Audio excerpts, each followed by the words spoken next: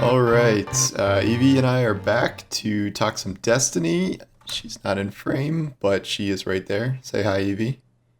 She doesn't know what's going on. We are here to talk about the Destiny content vault after Bungie's massive TWAB detailing all the stuff going in the vault, including a lot of new things that we didn't actually know about, which is a little bit of a surprise. Um, I have talked about this in several articles, a couple podcasts, so you will hear my thoughts about this one way or another. Maybe YouTube is your vehicle of choice here. So I just wanted to go through some of what I thought about all the stuff they talked about here. And it's a lot. I wrote a whole article today that I'm not really going to go into about like kind of the ethics of what it means for these live service games like Destiny to just start deleting like mass swaths of content that people have paid for in the past. It gets into kind of weird ethical territory, but it's also just clearly absolutely mandatory, and it's separate from the question of does the game actually get hurt from this, which I think the answer is no, and it does seem like a necessary step forward to ensure the game is able to keep growing. And in truth, I am not going to miss most of the stuff that's being deleted, but I think we kind of have to go through it on a case-by-case basis. I'll just kind of go in some semblance of order where we start with strikes. There are 7 strikes leaving, and we're only getting apparently 2 new ones this fall. One reprise one from the Cosmodrome, and then one new one in Europa that is redacted. So this, to me, is kind of the biggest loss because it's going to kind of destroy the strike playlists and kind of how nightfalls work. Removing that many strikes, yeah, it gets a lot of old ones out of rotation, and the 7 that are leaving, I'm not really going to shed a tear for too many of them. I've done them all so many times, like, I don't care that much about them going away and not coming back. I'll miss the Zol one just because it was so fast, but besides that, whatever. The problem is because so many are being taken out of the pool, this makes it so that you're going to be playing the other old ones even more than you were before. So, for example, I hate the Corrupted. Like, I can't stand doing the Corrupted in the Strike playlist because it's just twice the length of pretty much any other Strike. And yet, it's going to come up even more now because there are 7 less Strikes to rotate through and only 2 new ones. By the end of the year, we're going to be getting 2 more from the Destiny 1, the Cosmodrome, but we don't know how long it'll take for those to be added, and I assume we're going to keep building it back up until we get 7 or more strikes back in the game. But I mean, who knows what'll go into the content vault next year? Like it's kind of up in the air at this point. So this to me is a pretty big loss. I'm not thrilled with that. Gambit, we finally discovered who's the winner of Gambit, which is Gambit Prime, kind of, except it's also sort of being stripped down. We're moving to a mode that's 1 round. I think that was pretty clear that people preferred 1 round over 2 or 3 in regular Gambit. They're doing things like Moat Draining, which is a Gambit Prime thing, where if you have blockers, it starts draining your moats.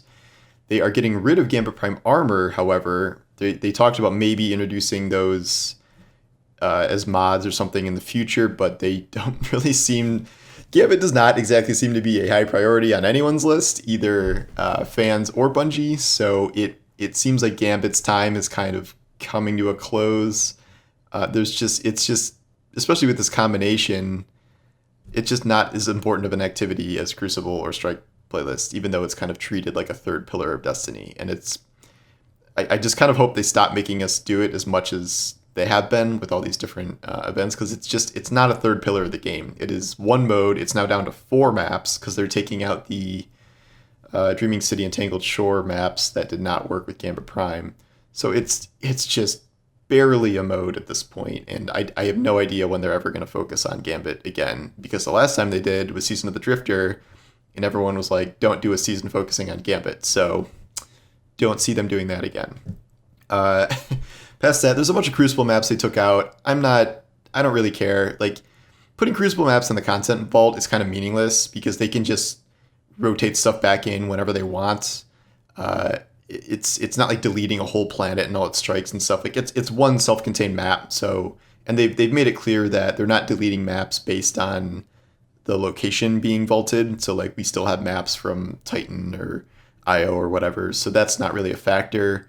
So even though there's a couple maps like Meltdown and Solitude and Vostok that I was a little surprised to see on there, like most of those had already been essentially vaulted, that they just don't really appear in many modes at all. So this doesn't really matter to me. And then they deleted a bunch of Crucible modes that are not that important either, I think. I'm kind of sad to see Momentum Control go just because I like doing that for quests, but they said it'll be back sometime in year 4.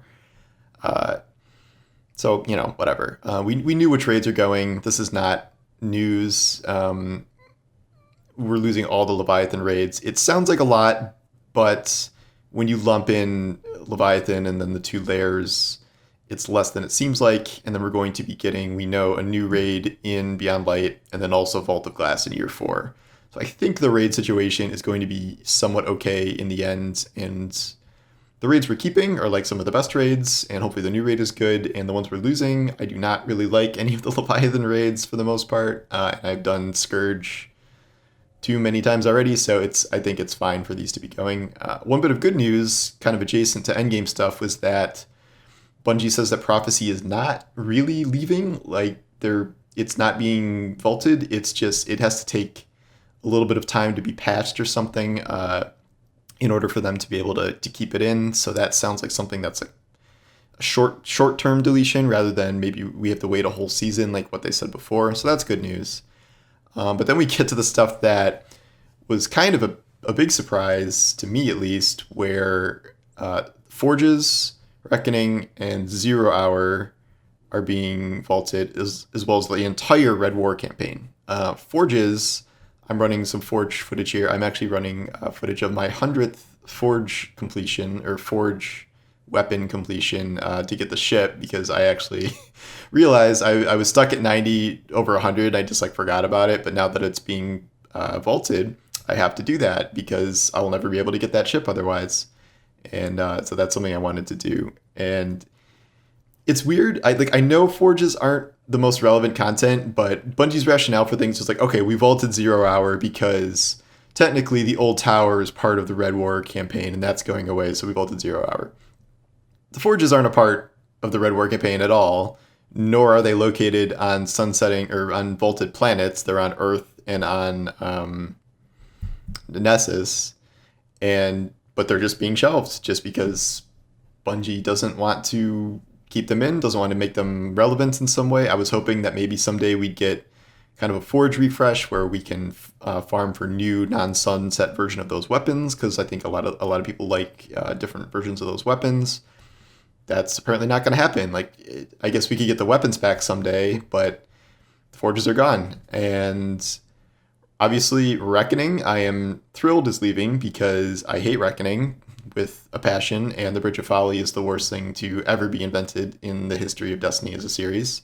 So I'm not sad to see that go. It does exist, again, outside of the vaulting stipulations where it's kind of its own zone, so it shouldn't really be attached to anything.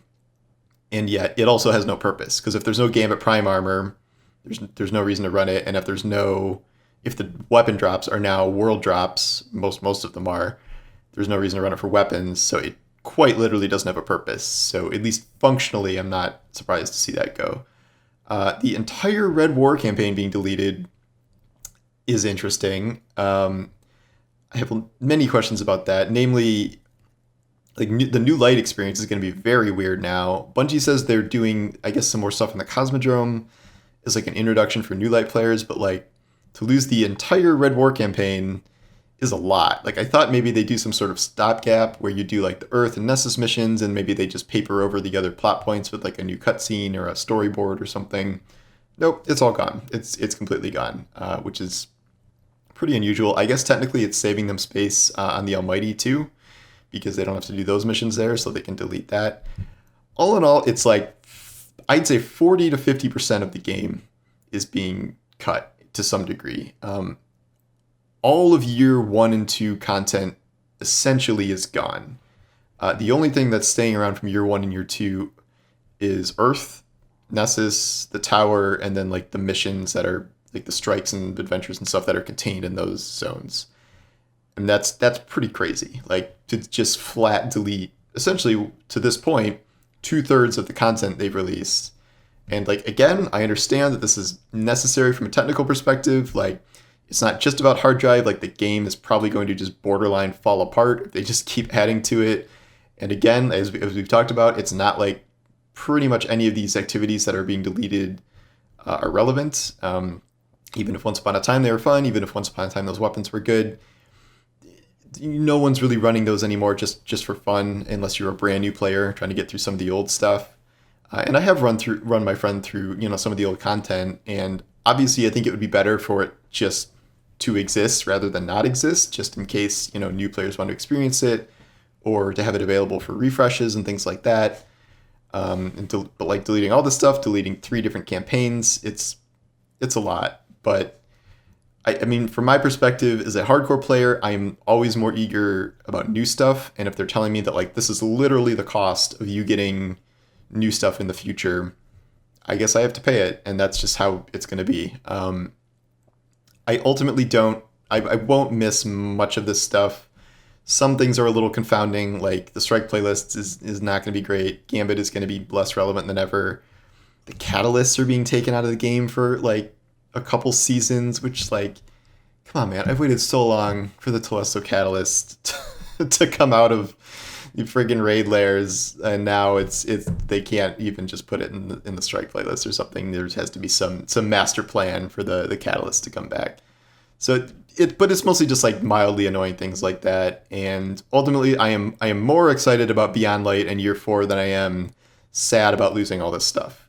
So this is a very weird situation. This does not come up in any other games, really. Like, MMOs usually keep around all their stuff, but Destiny is a unique game with its unique challenges, and this is how it has to be, and we just kind of deal with it. And if it upsets you enough to quit the game, I guess you can do that, but as ever, I'll be sticking around, of course. And I'm curious if we're about to get a bunch of interesting twabs that are actually kind of going into detail about stuff, because I know Dylan was soliciting like what information we're looking for, and I just said transmog over and over again, but that does not seem super likely that they're going to share that anytime soon.